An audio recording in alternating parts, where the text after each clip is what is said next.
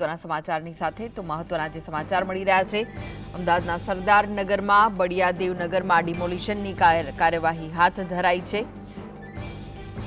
AMC અને પોલીસની team દ્વારા ડિમોલિશન કાર્યવાહી હાથ ધરાઈ છે। તો બળિયાદેવનગર ભરવાડવાસ શિવશક્તિનગરમાં ડિમોલિશનની કાર્યવાહી હાથ ધરાઈ। ગેરકાયદે બંધાયેલા કાચા મકાનો તોડી પડાયા છે। તો 150 જેટલા કાચા પાકા મકાનો તોડી પાડવામાં આવ્યા છે, જેના કારણે લોકો પણ પરેશાન થયા છે। ત્યાં રહેતા લોકો પણ પરેશાન થઈ ગયા છે। ડિમોલિશનની કાર્યવાહી હાથ ધરાઈ છે। પોલીસ કાફલા સાથે આ ડિમોલિશનની કાર્યવાહી હાથ ધરાઈ। તો વધુ વિગતો માટે જોડાઈ ગયા છે સંવાદદાતા વિરેન્દ્રસિંહ ભાટી। વિરેન્દ્ર, ડિમોલિશનની કામગીરી હાથ ધરાઈ છે, 150 જેટલા કાચા પાકા મકાનો તોડી પડાયા છે, શું વિગત છે? બિલકુલ થી કૃષ્ણા કે અમદાવાદ શહેરની અંદર સરદારનગર વિસ્તારની અંદર જે બળિયાદેવનગર આવેલું છે તે જગ્યા ઉપર વહેલી સવારથી ડિમોલેશન છે તેની કામગીરી શરૂ કરવામાં આવી હતી। સીધા જે દ્રશ્યો કૃષ્ણા બતાવવાની કોશિશ કરીશું કે અમદાવાદની અંદર જે સરદારનગર વિસ્તાર આવેલું છે ને તેમાં બળિયાદેવનગર ખાતે એએમસી અને પોલીસ ટીમ દ્વારા ડિમોલેશન છે તેની કામગીરી શરૂ કરવામાં આવી છે। સીધા જે જીએસટીવીની સ્ક્રીન ઉપર જે દ્રશ્યો નજરે પડી રહ્યા છે કે તમામ જે કાચા પાકા મકાનો હતા તેની ઉપર બુલડોઝર છે તે ફેરવવામાં આવ્યું છે। 150 જેટલા કાચા પાકા મકાનો છે તે તોડી પાડવામાં આવ્યા છે। 100 થી વધુ ગેરકાયદેસર બાંધકામ હોવાની વાત છે તે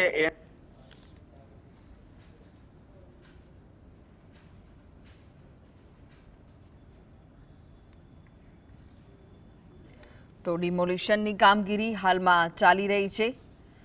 100 થી વધુ જે કાચા પાકા મકાનો છે તેને તોડી પાડવામાં આવ્યા છે। પોલીસ કાફલા સાથે આ સમગ્ર કામગીરી હાથ ધરાઈ છે।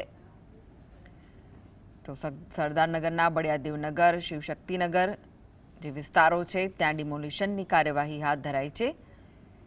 આપ દ્રશ્યોમાં જોઈ રહ્યા છો જે મકાનો છે તેને તોડી પાડવામાં આવી રહ્યા છે।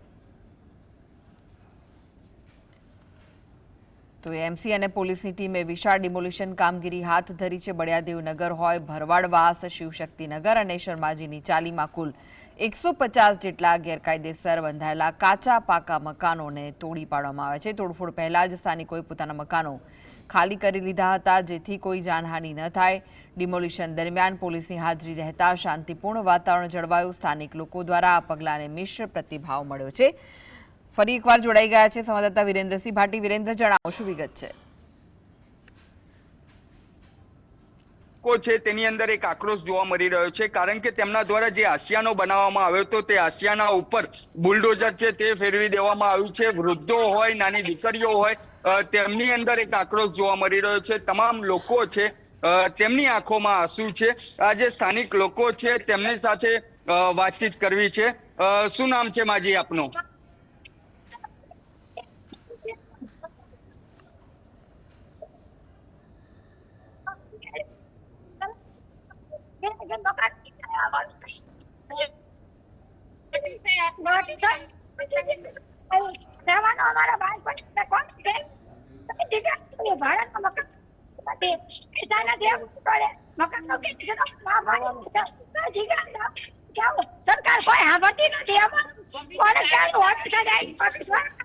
તમારો જે ઘર વખરી હતી, ઘરનો જે સામાન હતો તે ક્યાં મૂકવામાં આવ્યો છે? કોઈ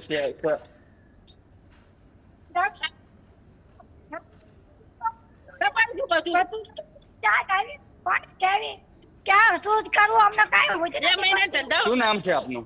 કમુબેન। કમુબેન, જે પ્રમાણે ડિમોલેશન હાથ ધરવામાં આવ્યું છે કોર્પોરેશન દ્વારા, આપના દ્વારા રજૂઆત કરવામાં આવી હતી પહેલા? બધે કરી, કોઈ સાંભળતું જ નહીં ને। તમે કોર્પોરેશનની કચેરીએ જતા હતા ત્યારે અધિકારીઓ દ્વારા શું કહેવામાં આવ્યું? નીકળો બહાર, નીકળો કે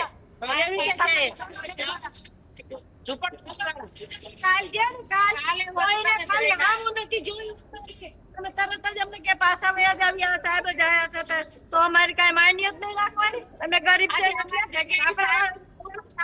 બેઠા તો તમને માણસોની ઈમાનદારી નથી? હે તમને ભગવાનની નામ સાહેબ બનાવી દીધા છે, થોડીક રાખો, ભગવાનની નીતિ રાખો, ક્યાંય નાનો અમને તો ક્યાંય નાનો રાખ્યા, અમને બચાવની દુઆ રાખજો, અમે ક્યાંય નો રાખ્યા.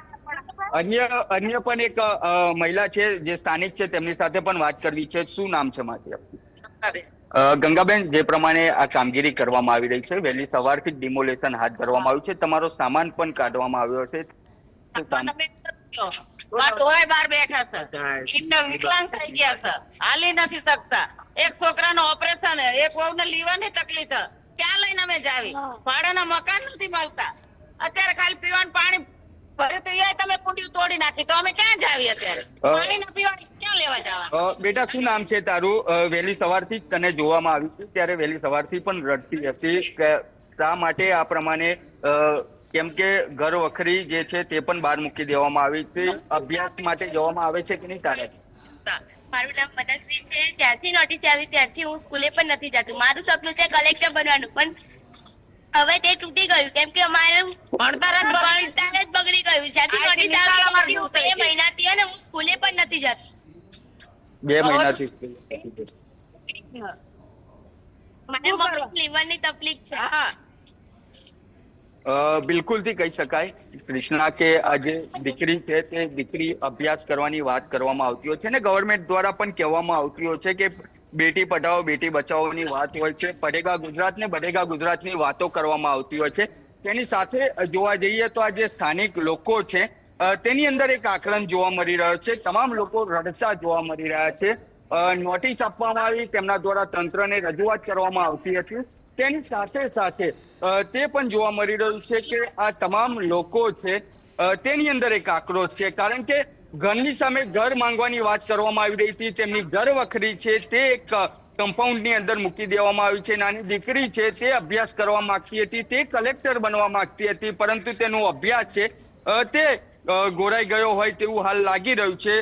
તંત્ર દ્વારા એટલે કે જે સ્થાનિક લોકો છે તેમના જે પ્રમાણે આક્ષેપો કરવામાં આવી રહ્યા છે તે મુજબની જો વાત કરવામાં આવે તો તેમના દ્વારા કોર્પોરેશનની કચેરી એટલે કે ઉત્તર ઝોન ખાતે તમામ જે અધિકારીઓ બેસતા હોય છે એસી ચેમ્બરમાં તે અધિકારીઓ સાથે પણ મુલાકાત કરવા માટે જતા હતા, પરંતુ તેમના દ્વારા કોઈ ઉત્તર આપવામાં નતો આવતો. તેની સાથે સાથે તેમનું અપમાન થતું હોય તેવી પણ વાત છે તે સ્થાનિક લોકો કરી રહ્યા છે. એટલે કે આક્ષેપ પ્રતિ આક્ષેપ છે તે અત્યારે લગાવવામાં આવી રહ્યા છે.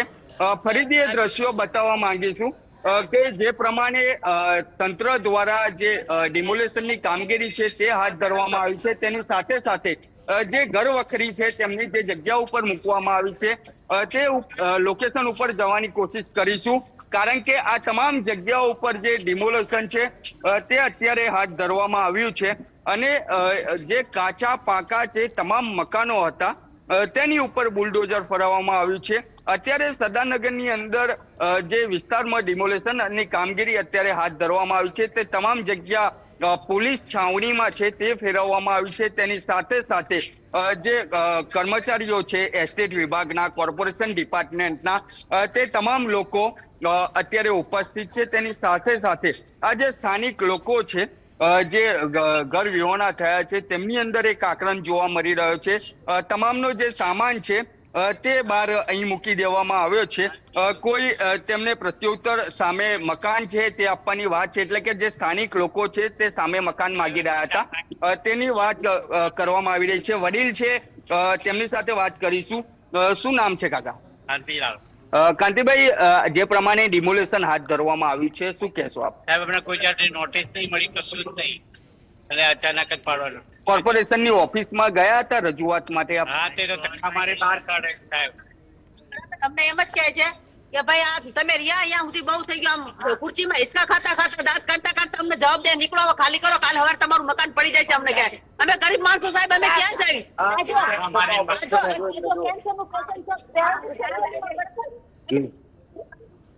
પણ જણાવો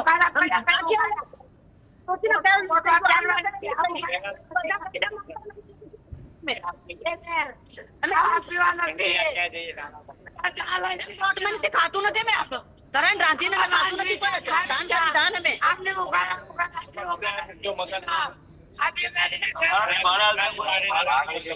બિલકુલથી તમામ જે સ્થાનિકો છે તેની અંદર આક્રોશ જોવા મળી રહ્યો છે. મકાનની વાત કરવામાં આવી રહી છે, સામાન બહાર મૂકવામાં આવ્યો છે. તમામ જે રજૂઆતો છે તે રજૂઆત પણ આપના દ્વારા કોર્પોરેશનની કચેરીમાં કરવામાં આવી હશે. શું કહેવામાં આવ્યું હતું? મકાનનું તો અમને કઈ કીધું નથી, બરાબર. અને પ્લસ કે હવે તમારે પાસે આટલો ટાઈમ છે, જેટલી જલ્દી બને એટલી જલ્દી તમે ખાલી કરી નાખો, બરાબર. હવે અત્યારે દોડા દોડીમાં ક્યાં જવું? આ જોઈ લો તમે સાહેબ, બરાબર. હા, મકાન સામે મકાન આપે એટલી સહાય કરે સરકાર તો સારી છે. શું સરકાર તો એમ કે ગરીબી હટાવે, સરકાર ગરીબને જ હટાવવા માંગે, ગરીબી નહીં હટાવતી સરકાર. સરકાર ગરીબી નહીં હટાવતી, સરકાર સીધા ગરીબોને હટાવે. અત્યારે તમે જોઈ રહ્યા છો કશું જ નહીં. જીએસટી ના માધ્યમથી કોર્પોરેશન તંત્ર તેમજ રાજ્ય સરકારને આપ શું કહેવા માંગશો? ગુજરાત સમાચાર ટીવી ના માધ્યમથી આપ શું કહેવા માંગશો? મેં શું કહીએ છીએ? જિંદગી ભર વોટ નહીં આલો. હા, મારી જિંદગી ભર વોટ નહીં આલો. કેમ? ટોટલી વાંધો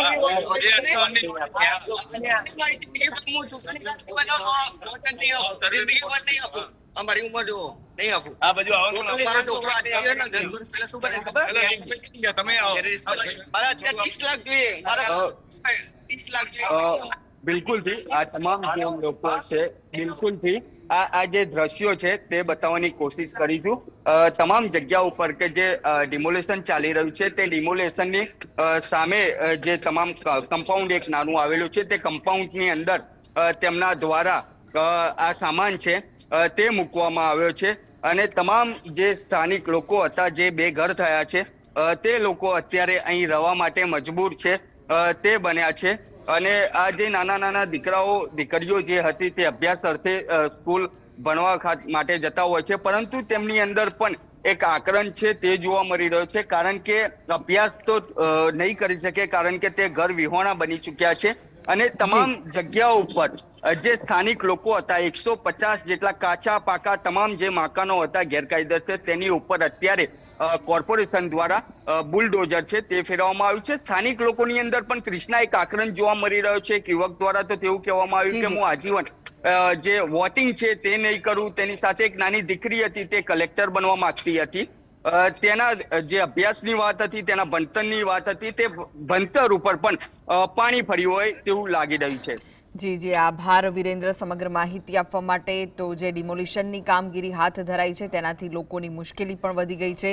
જે લોકો ત્યાં રહેતા હતા તે હવે ઘર વિહોણા થઈ ગયા છે. ક્યાં જવું તેને લઈને પણ એક સવાલ ઉઠી રહ્યો છે. તો બીજા અન્ય લોકોએ પણ પ્રતિક્રિયા આપી હતી આ મામલે, સાંભળી લઈએ. મારા ઘરવાળાને 2 પગના ઓપરેશન છે, મારા સસરાની તબિયત નથી સારી, મારા સાસુની એવું છે. તમે કેવી રીતે રહીએ? અમારા મકાન પાડી દીધા, અમે ક્યાં જઈએ અત્યારે? કરવા એક મકાન હતું તો જીવ અમે બંગલાના કામ કરી, છોકરા મોટા કર્યા, ઘર કામ કરીને 11 વર્ષ થઈ ગયા. પપ્પાને એક્સિડન્ટ થવાને અમારું ભલે મકાન સામે મકાન તો દો ને. મારા છોકરા હજુ નાના નાના કાચા કુંવારા, લગન નથી કોઈ. હા ના સાહેબ, કાંઈ અમને કીધું અમે અમને મકાન ભલે પાડે પણ સામે મકાન દો અમને કહું.